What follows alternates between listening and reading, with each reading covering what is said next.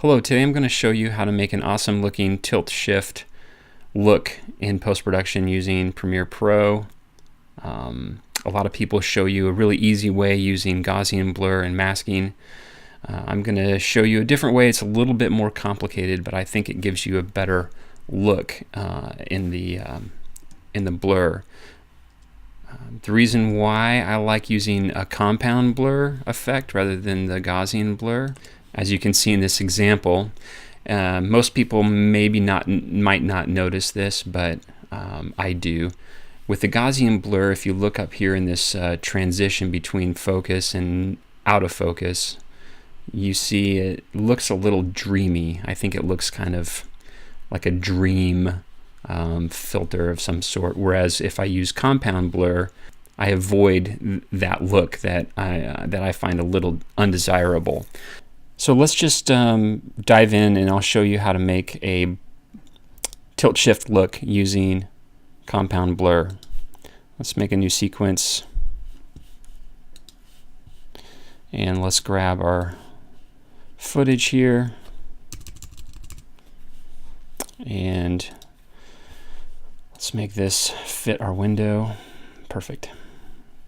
First thing I'm going to do is I'm going to pull up our footage layer up to layer 2, and I'm going to make a white color matte. So choose color matte down here. Let's go with white.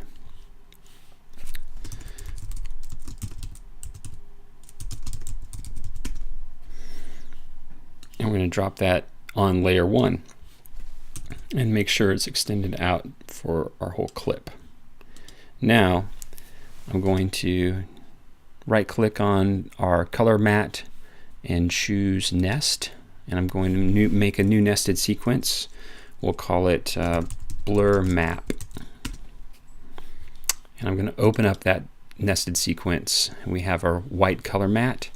Now I'm going to make a black color matte,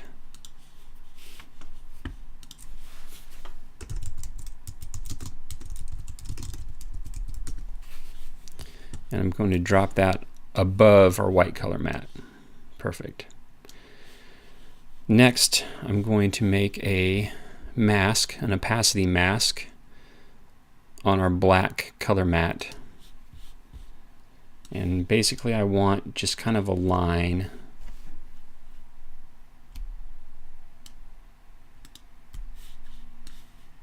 of black.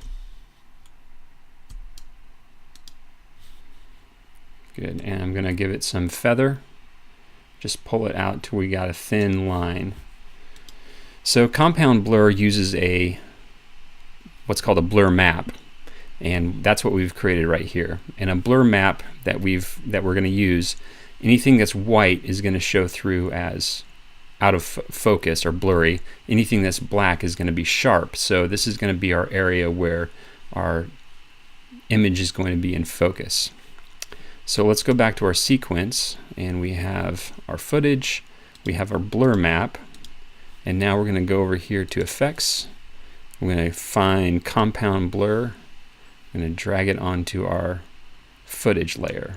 Now it's going to look a little crazy at first, because in the compound blur effect you have your blur layer that you can choose. Right now it's selected as video layer 2, which is the layer that the footage is on, so it's looking a little crazy. But if we click on that, pull down to layer 1, which is the blur map we created in the nested sequence, it switches over, and now you can see that we have a sharp area of footage and a blurry area of footage. And we also have something we don't want, which is this line around the edge.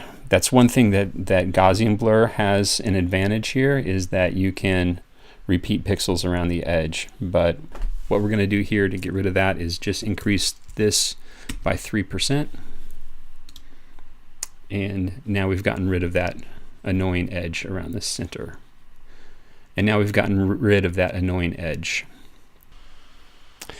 And I hope that was helpful. Thanks.